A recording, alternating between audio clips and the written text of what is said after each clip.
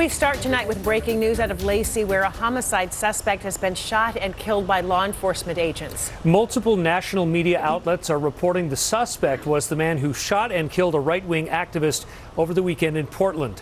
King 5's Ted Land's been tracking this story. He joins us live from Lacey right now. Ted.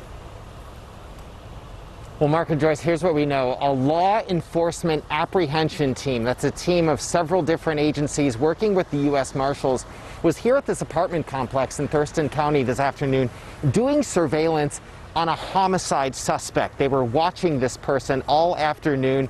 Various agencies were here. They say at one point this evening around 7 o'clock, the suspect left an apartment and started walking out to a vehicle on the street nearby. The officers say they believe that suspect was armed. They say there was some kind of confrontation between that man and the law enforcement on team.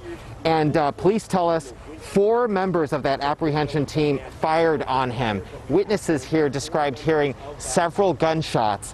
Now, this is important. National media, citing several sources on their level, are saying that the suspect who was shot and killed here was Michael Reinell. That's the man who was reportedly being investigated in the shooting death of a Trump supporter during a protest in Portland. They say he was the person who was killed here on scene. That shooting in Portland happened Saturday night as 2 groups of protesters clashed.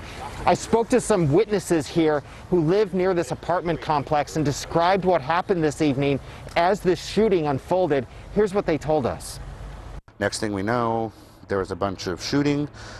We looked, we both came up to like right about here because, I mean, there's gunshots. None of us want to get shot. We looked, and I mean, from what we can see, there was a guy next to a white truck going backwards. Not sure if he had a gun or not, but I would assume so, because the cops were shooting towards him. And then after all the shooting stopped, we went through our house to figure out what was going on, and then that's when we seen the body on the ground. The Thurston County Sheriff's Office is investigating this officer-involved shooting. They are not identifying the suspect. They're only saying it's a man in his 40s who's wanted on homicide, for under investigation of homicide. And that does line up with that case down in Portland. We're expecting more information in the morning as detectives continue to gather evidence and do interviews here at the scene. They say they'll be here all night. There are several cars with gunshots in them. They've been interviewing neighbors, trying to learn more about what happened and just how this unfolded. Live in Thurston County, Ted Land, King 5 News. Ted, thank you. The man who was shot and killed during protests in Portland is 39-year-old Aaron Danielson. Officials say that he was among a group of Trump supporters at the protest. The group got together a caravan headed towards the protesters to oppose them. Jay's one of the nicest guys that you'll ever meet. Anyone that knows him, it doesn't matter if you're far left or whatever, you're conservative, no one would ever want to hurt this guy. He's one of the nicest guys I've seriously ever met in my entire life. Videos of that night showed Trump supporters shooting paintballs and bear spray at the crowd of protesters. Protests have happened nightly in Portland for nearly 100 days. There is no sign of it slowing down. This is the scene there tonight. Dozens of people out in the streets. At times, these demonstrations have turned violent. Today, Oregon's Governor Kate Brown, along with nearly 50 other elected officials and community organizations, released a statement condemning violence in the city. Breaking as we come on the air, law enforcement tells Como the Antifa supporter suspected of gunning down a right-wing protester in Portland has been shot and killed in a confrontation with a federal task force near Lacey. Aaron J. Danielson was killed Saturday after a pro-Trump caravan rolled through Portland to counter the nightly protests there. Como's Cole Miller is live near Lacey, where a U.S. Marshals task force moved in on that suspect tonight. Cole? Well, Mary Preston, this all came to a head when that task force, a fugitive apprehension team, watched as that man came out of a townhouse complex where we are near 3rd Way Southeast and School Street. Neighbors here tell me they heard at least 24 shots ring out. And if we can, let's take a look from another camera that we have down here at this scene. And you can see what appears to be bullet holes in the windshield of a truck. We don't yet know if that man ever opened fire, but we have learned that 4 members of that task force did.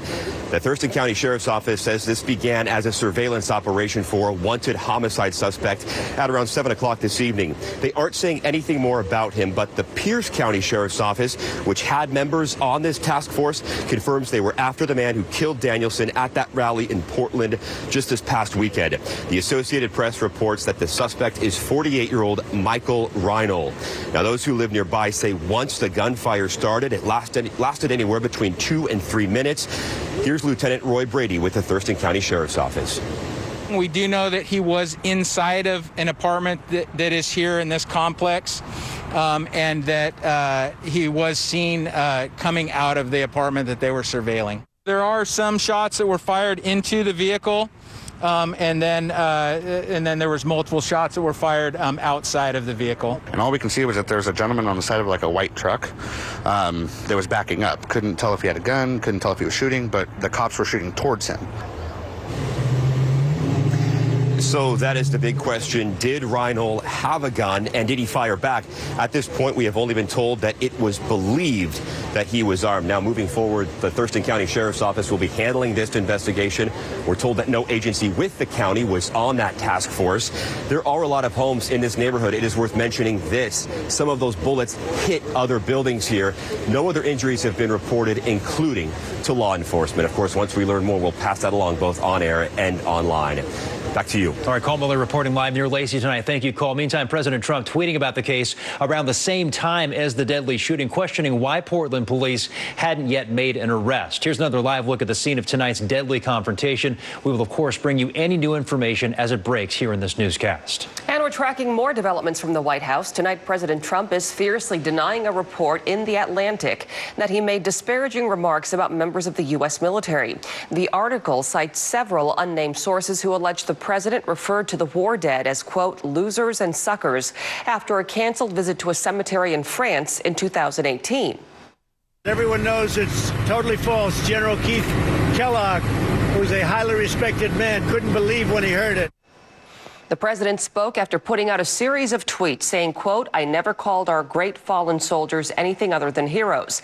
Democratic presidential nominee Joe Biden responded to the report saying, quote, if I have the honor of serving as the next commander in chief, I will ensure that our American heroes know that I will always have their back and honor their sacrifice.